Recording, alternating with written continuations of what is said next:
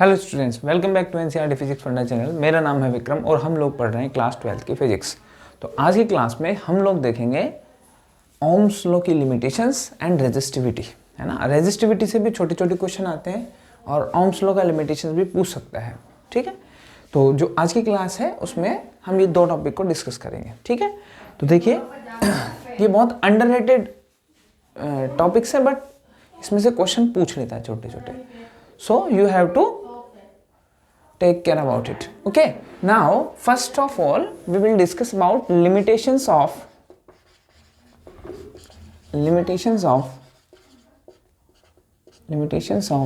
Ohm's law. Ohm's law की limitations को discuss करेंगे हम लोग, ठीक है। तो limitations of Ohm's law क्या क्या है? पहला लॉ limitation है क्या? पहला लिमिटेशन ये है कि ये ऐसे कहता है कि जो ओम्स लॉ है वो गुड कंडक्टर्स के लिए हायर पोटेंशियल्स पे वैलिड नहीं है, ठीक है। अब जैसे देखिए, ऐसे लिख सकते हैं कि यहाँ से मान लो जैसे एक ग्राफ होता है हमारे पास, है ना, ओम्स लॉ का जो ग्राफ होता है V और I का ग्राफ होता है वो इस तरीके से होता है, ठीक है, ऐसे स्ट्रेट लाइन, ठीक है। लेकिन जब गुड कंडक्टर्स होते हैं उसके लिए जब पोटेंशियल ज़्यादा हो जाता है तो करंट इस तरीके से मूव करने लगता है इसमें गुड कंडक्टर्स के लिए, जबकि जाना चाहिए ये इस तरीके से, जाना चाहिए ये इस तरीके से। तो थोड़ा सा this is for good conductors,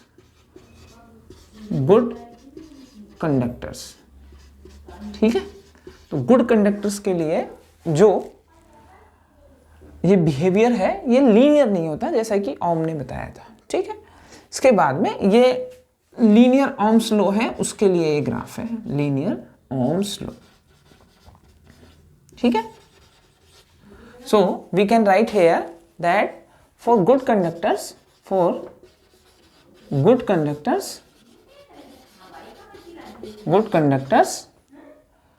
Ohm's law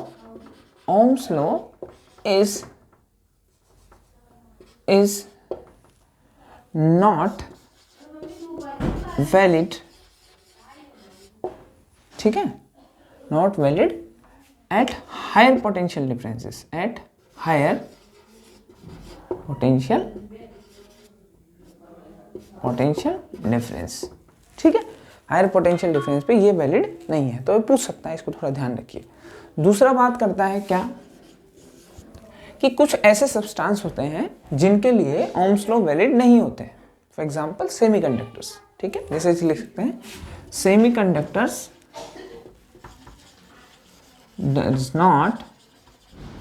does not follow Ohm's law.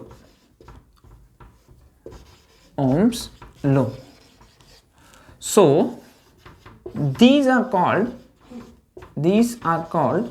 non-ohmic substances,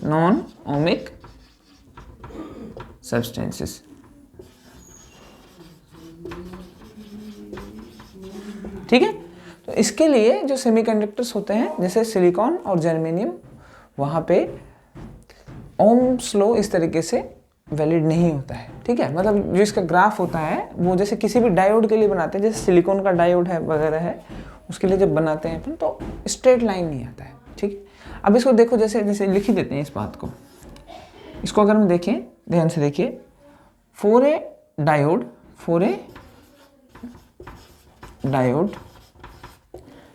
diode का मतलब होता है कि कोई भी जैसे सिलिकॉन का क्रिस्टल है उसमें कुछ इम्प्योरिटी ऐड कर दे तो वो डायोड बन जाता है। क्या बन जाता है? वो डायोड बन जाता है। अब उसमें हम लोग क्या करते हैं, उसके लिए फॉर डायोड के लिए जो ग्राफ है बिटवीन V एंड I, यानी potential difference and current does not follow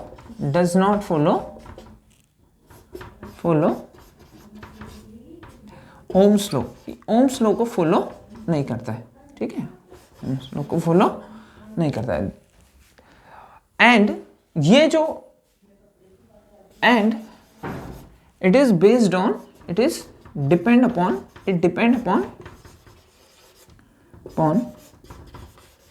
sign of potential difference, sign of V, V के साइन पे ये डिपेंड करता है, ठीक है।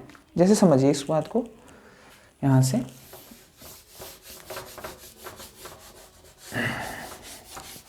ये जो ग्राफ किसी डायोड के लिए बनता है उसके लिए बात कर रहा हूँ, सेमीकंडक्टर डायोड के लिए। तो इस तरीके से समझिए, ये इस तरीके से ग्राफ बनता है, ये लास्ट चैप्टर में है इस बारे में। तो ये V है, ये माइनस V है। यहाँ देखिए साइन अलग है पोटेंशियल का, ठीक है ना, और ये I है, ठीक है। तो VI ग्राफ ही, तो ये कुछ इस तरीके से बनता है हमारे पास, इस तरीके से फॉरवर्ड बायस में, और रिवर्स बायस में कुछ इस तरीके से बनता है। तो ये एक्चुअली में क्या है कि सेम ही बन रहा है। देखो यहाँ और यहाँ थोड़ा फर्क है, और एक्चुअली में तो ये बिल्कुल अगर सही बनाऊं तो ये इस तरीके से है, ऐसे है, एल शेप में होता है, ठीक है। तो ये कहीं से भी स्ट्रेट लाइन नहीं है, तो ओम्स लॉ को इसके लिए भी फॉलो नहीं करता है, ठीक है। एक लिमिटेशन और पढ़ सकते हैं कि जैसे गैलियम आर्सेनाइड होता है ना, गैलियम आर्सेनाइड एक मिक्सचर होता है ना। गैलियम आर्सेनाइड एक सेमीकंडक्टर का ही रूप है, समझ लीजिए। तो ये जो गैलियम आर्सेनाइड है, इसके लिए जो ओम्स लॉ है ना, जो ओम्स लॉ है उसका मतलब ऐसे समझ लीजिए कि अगर उसका अपन वो ग्राफ बनाए, VI ग्राफ बनाए, क्या बनाए, VI ग्राफ बनाए अगर उसका, जैसे इसके लिए बनाए ना पढ़ने, ऐसे अगर उसका VI ग्राफ बनाए फोर्थ, तो गैलियम आर्सेनाइड के लिए अगर मैं VI ग्राफ बनाता हूँ, ठीक है, यहाँ से सुनिए, यहाँ I रहेगा, यहाँ V रहेगा, ठीक है। तो ये इस तरीके से बनता है, यहाँ तक तो ओम्स लॉ लगेगा। उसके बाद में क्या हो जाता है कि ये इस तरीके से हो जाता है ये graph for the gallium arsenide के लिए, ठीक है। तो ध्यान से अगर मैं देखूँ तो यहाँ पोटेंशियल की V1 पोटेंशियल है, और यहाँ पोटेंशियल की वैल्यू क्या है, V2 है, मतलब पोटेंशियल की वैल्यू डिफरेंट है। लेकिन अगर मैं यहाँ करंट को मेजर करूँ तो करंट की वैल्यू दोनों के लिए सेम है। तो इसको स्टेटमेंट को इस तरीके से बोला जाता है, for some materials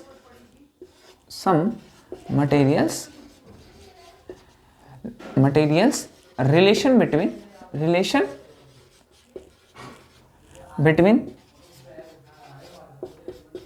V and I is not unique,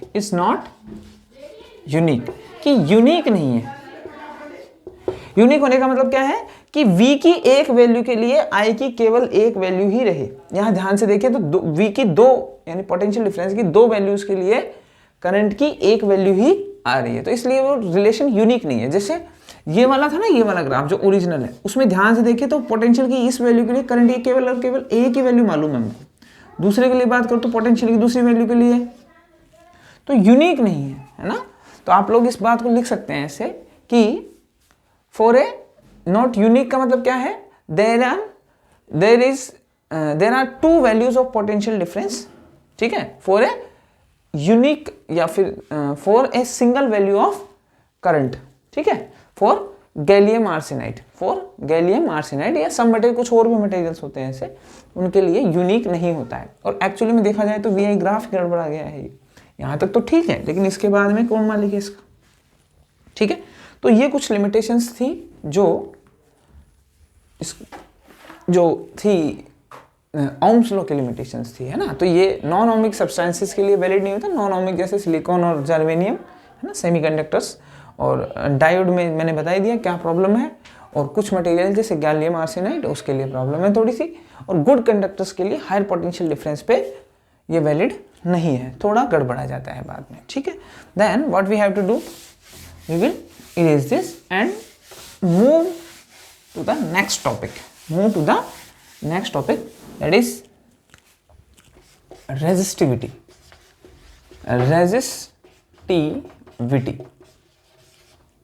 ठीक है। रेजिस्टिविटी को शो किया जाता है रो से, किससे, रेजिस्टिविटी को शो किया जाता है रो से, ठीक है। तो इसकी डेफिनेशन में थोड़ा प्रॉब्लम आती है, तो उसको देख लीजिए आप कैसे करेंगे अपन, ठीक है।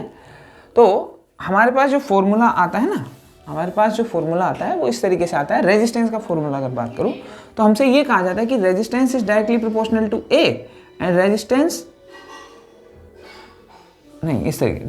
Is directly proportional to length of conductor and resistance is directly proportional to inversely proportional to area of that cross sectional area of that conductor.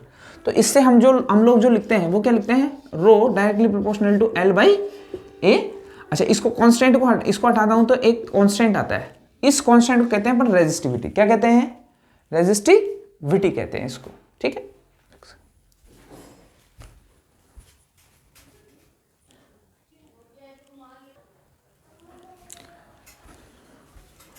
ठीक है, तो चलिए R is equal to rho L by A.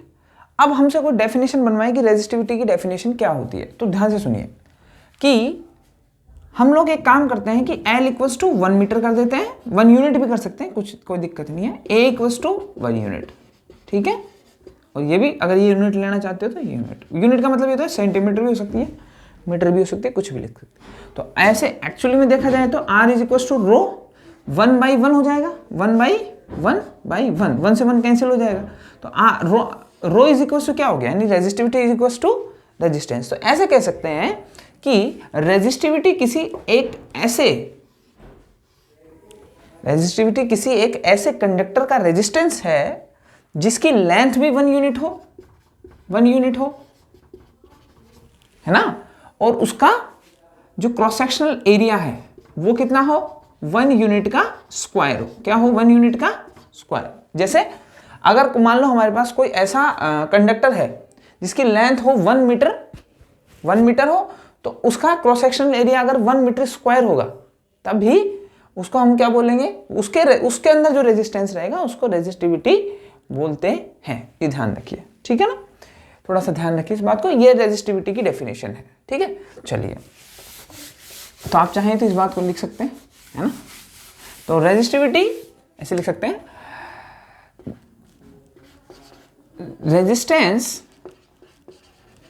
Resistance of A conductor which have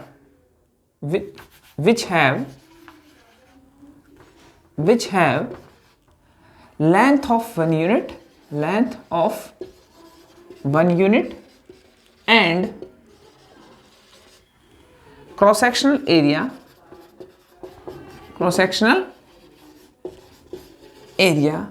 of 1 unit square is called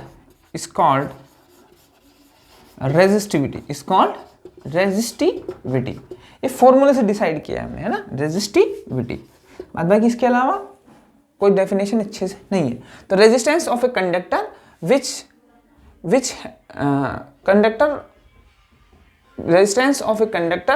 which have length of 1 unit and cross sectional area of 1 unit square is called resistivity। इसको क्या कहते हैं, resistivity। Now we will talk about dependence of resistivity on temperature, और जो भी है उसके बारे में देखते हैं, है ना। तो रेजिस्टिविटी के बारे में थोड़ा सा डिटेल स्टडी करेंगे हम। तो सबसे पहले ध्यान रखिए, एक बात इंपॉर्टेंट है, इसको ध्यान रखिए। आपके सामने कुछ ऐसे क्वेश्चन आ सकते हैं कि जैसे कि हमने किसी कंडक्टर को 2 पार्ट में कट कर दिया है, तो उसकी रेजिस्टिविटी पे क्या फर्क पड़ेगा। तो ध्यान रखिए, resistivity is not a property of length and area, ठीक है। तो लेंथ एंड एरिया से कोई फर्क नहीं पड़ता है। तो ध्यान से सुनिए, रेजिस्टिविटी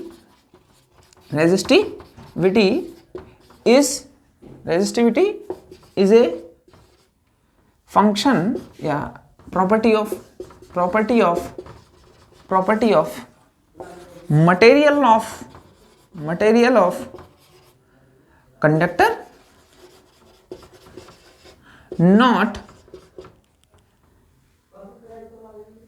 its dimensions। तो इसकी डायमेंशंस की प्रॉपर्टी नहीं है, ये इसके कंडक्टर के मटेरियल की डायरेक्ट प्रॉपर्टी है, ठीक है। अब इसका मतलब क्या होता है, सो इट मीन्स दैट इसके साथ ही ऐड करके लिखें, it means that any change in dimension of conductor does not effect does not effect resistivity को रो लिखती है, ठीक है। तो रेजिस्टिविटी को इफेक्ट नहीं करेगा। जैसे एग्जांपल समझिए आप, एग्जांपल के लिए जैसे क्वेश्चन आता है हमारे पास बिल्कुल कि एक रॉड है जिसका क्रॉस सेक्शनल एरिया ए है और लेंथ कुछ भी है 1 समझ लीजिए। तो ये ऐसे पूछेगा आपसे कि इसकी लेंथ है 1 मीटर, है ना, 1 लिख लो, कुछ भी एल लिख लो, एल, ठीक है। तो इसको 2 पार्ट में कट कर दिया, तो इसकी रेजिस्टिविटी पे क्या फर्क आएगा। जैसे ये पार्ट बन गया और ये पार्ट बन गया, तो इसकी रेजिस्टिविटी पे क्या फर्क आएगा। तो कुछ नहीं होगा सर, इसकी भी रेजिस्टिविटी वो रहेगी और इसकी भी रेजिस्टिविटी वही रहेगी। दोनों की रेजिस्टिविटी का रेशो पूछ लेते हैं, तो दोनों की रेजिस्टिविटी का रेशो एक ही आएगा, क्योंकि इसका रेजिस्टिविटी टोटल की जितनी है उतनी इस पार्ट की भी रहेगी, उतनी इस पार्ट की रहेगी, क्योंकि मटेरियल नहीं बदला है ना, तो मटेरियल बदलना चाहिए। अच्छा, कोई इसको ऐसे काट देता है तो भी रेजिस्टिविटी वही रहेगी, ये ध्यान रखिए आप, इंपॉर्टेंट बात है, इस बात को समझिए, ठीक है। तो सबसे पहले तो हमने ये देखा कि ये रेजिस्टिविटी कैसे लेंथ पे और डायमेंशंस पे डिपेंड करती है, ठीक है। Now we will discuss about next topic which is, है ना, विच इज ऐसे बोल सकते हैं हम लोग टेम्परेचर पे डिपेंडेंस बताते हैं। किस पे? टेम्परेचर पे। तो इसको मैं थोड़ा सा इरेज कर देता हूं। तो हेडिंग डालेंगे हम temperature dependence of resistivity. Temperature dependence of resistivity मतलब रेजिस्टिविटी टेम्परेचर पे कैसे डिपेंड करती है मटेरियल, ठीक है। चलिए देखते हैं, 2 मिनट रुकिए, है ना। चलिए तो यहां लिखते हैं हम topic temperature dependence, temperature dependence of resistivity, ठीक है, ऑफ रेजिस्टिविटी की रेजिस्टिविटी टेम्परेचर पे कैसे डिपेंड करती है। तो ध्यान से देखिए, रेजिस्टेंस का एक फॉर्मूला होता है कि मान लो कोई हमारे पास कोई कंडक्टर है, ठीक है, उसका इनिशियल रेजिस्टेंस है वो R इनिशियल है और उसका इनिशियल टेम्परेचर है वो T इनिशियल है ना, इसको ऐसे समझिए। अब हमने क्या किया है, इसके टेम्परेचर को T फाइनल तक बढ़ा दिया है ना, we will increase the temperature of, ठीक है, दिस कंडक्टर। और उसके बाद में हम देखते हैं कि उसके रेजिस्टेंस में भी कुछ चेंज हुआ है, ठीक है। तो उस रिलेशन को कुछ इस तरीके से दिया जाता है, R फाइनल की रेजिस्टेंस, फाइनल रेजिस्टेंस जो रहेगा वो रहेगा R initial into 1 plus alpha T final minus T initial, where alpha is the temperature coefficient, ठीक है। तो ये रेजिस्टेंस का है और ध्यान रखिए जैसे रेजिस्टेंस बढ़ता है उसी तरीके से रेजिस्टिविटी भी बढ़ती है। तो इसी फॉर्मूले को हम वहां, अच्छा इसका जो एक्सप्लेनेशन है वो सिंपल ही है कि टेम्परेचर पे डिफरेंस पे डिपेंड करता है और इनिशियल रेजिस्टेंस जितना ज़्यादा होगा ना उससे उतना ही ज़्यादा वो फाइनली बढ़ पाएगा, ठीक है। तो पहले ये इसको देखिए, तो resistance is directly proportional to resistivity. तो इस हिसाब से मैं क्या लिख सकता हूँ, जो फॉर्मूला मैंने इसको रेजिस्टेंस के लिए लिखा है वही हम यहाँ से इसके लिए लिख सकते हैं रेजिस्टिविटी के लिए। तो इसको इस तरीके से लिख सकते हैं, rho final is equal to rho initial 1 plus alpha T final minus T initial, ऐसा लिख सकते हैं, ठीक है। ये बात ध्यान रखिए आप, है ना। अच्छा, हमको जो टेम्परेचर पे डिपेंडेंस देखनी है, क्या देखनी है, टेम्परेचर पे डिपेंडेंस देखनी है, कितने टेम्परेचर पे कैसे डिपेंड रहता है। तो यहां से अगर मैं देखूं तो ये अल्फा है ना, अल्फा ये है टेम्परेचर कोफिशिएंट ऑफ रेजिस्टिविटी,